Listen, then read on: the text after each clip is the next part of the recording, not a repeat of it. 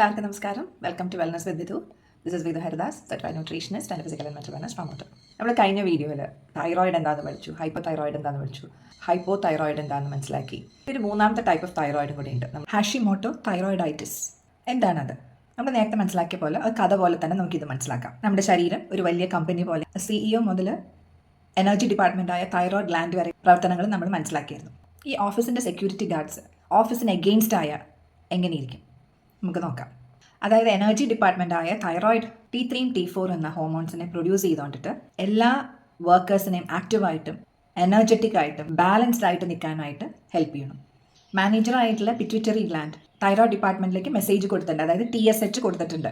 എത്ര ഹോർമോൺസിന് ഉണ്ടാക്കണം, അതായത് എത്ര T3 എത്ര T4 ഉണ്ടാക്കണം എന്ന് ഓൾറെഡി മെസ്സേജ് കൊടുത്തിട്ടുണ്ട്. അപ്പോൾ ഇതനുസരിച്ചിട്ട് വളരെ ഭംഗിയായിട്ട് ശരീരം ഫംഗ്ഷനിങ് നടന്നുകൊണ്ടിരിക്കുന്ന സമയത്ത് ഓഫീസിൻ്റെ സെക്യൂരിറ്റി ഗാർഡ്സ്, അതായത് നമ്മുടെ ശരീരത്തിലെ ഇമ്മ്യൂൺ സിസ്റ്റം, നമ്മുടെ ശരീരത്തിന് ഗാർഡ് ചെയ്യേണ്ടത്, പ്രൊട്ടക്ട് ചെയ്യേണ്ടത് ഉത്തരവാദിത്തമുള്ള നമ്മുടെ ഇമ്മ്യൂൺ സിസ്റ്റം, വൈറസിൽ നിന്നും ബാക്ടീരിയകളിൽ നിന്നും നമ്മളെ പ്രൊട്ടക്ട് ചെയ്യേണ്ട ഇമ്മ്യൂൺ സിസ്റ്റം കൺഫ്യൂസ്ഡ് ആവുകയാണ്.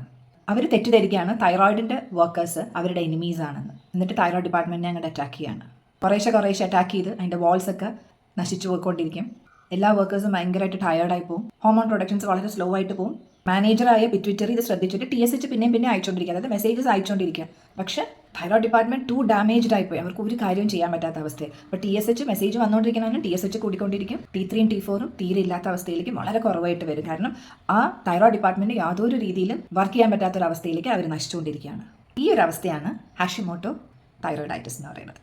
ഇതൊരു ഓട്ടോ ഇമ്മ്യൂൺ ഡിസീസാണ്. നമ്മൾ ഓരോരുത്തരും നമ്മുടെ ബ്ലഡ് ടെസ്റ്റ് ചെയ്യുമ്പോൾ ഹൈപ്പർ തൈറോയിഡിസം ആണോ ഹൈപ്പോ തൈറോയിഡിസം ആണോ ഹാഷിമോട്ടോ ആണോ എന്നുള്ളത് ഡോക്ടേഴ്സായിട്ട് കൺഫേം ചെയ്തതിന് ശേഷം അതിനനുസരിച്ചിട്ടുള്ള ഫുഡായിട്ട് നമ്മൾ ഇൻക്ലൂഡ് ചെയ്യാന്നുള്ളത് നിർബന്ധമാണ്. anti-TG ടെസ്റ്റുകൾ, ഫ്രീ T3 ഫ്രീ T4 ഒക്കെ ചെക്ക് ചെയ്യാനായിട്ട് ചിലപ്പോൾ ഡോക്ടേഴ്സ് പറയുന്നത് അതിനകത്തൊരു ക്ലാരിറ്റി കിട്ടാൻ വേണ്ടിയിട്ടാണ്. അങ്ങനെയാണ് നോർമൽ തൈറോയിഡ് ടെസ്റ്റ് വെറുതെ TSHും T3 T4 മാത്രം ചെക്ക് ചെയ്യാണ്ട് ചില സമയത്ത് നമ്മളോട് ആൻറ്റിബോഡി ചെക്ക് ചെയ്യാൻ പറയുന്നതിൻ്റെ കാരണം അത് ഏത് വിഭാഗത്തിൽ പെട്ടതാണെന്ന് തിരിച്ചറിയാൻ വേണ്ടിയിട്ടാണ്. തൈറോയിഡുള്ള ആൾക്കാർ കഴിക്കേണ്ട ഭക്ഷണത്തിനകത്ത് എപ്പോഴും നമുക്ക് കുറേ കൺഫ്യൂഷൻസ് ഉണ്ടാവുന്നതാണ്. ഏതൊക്കെ ഭക്ഷണങ്ങൾ കഴിക്കാം, എന്തുകൊണ്ട് കഴിക്കാൻ പാടില്ല എന്നൊക്കെ ഉള്ളതിനെ പറ്റി അടുത്ത വീഡിയോയിൽ നോക്കാം. Wait for my next video. If you find it informative, just give a thumbs up and share with your friends. Thank you.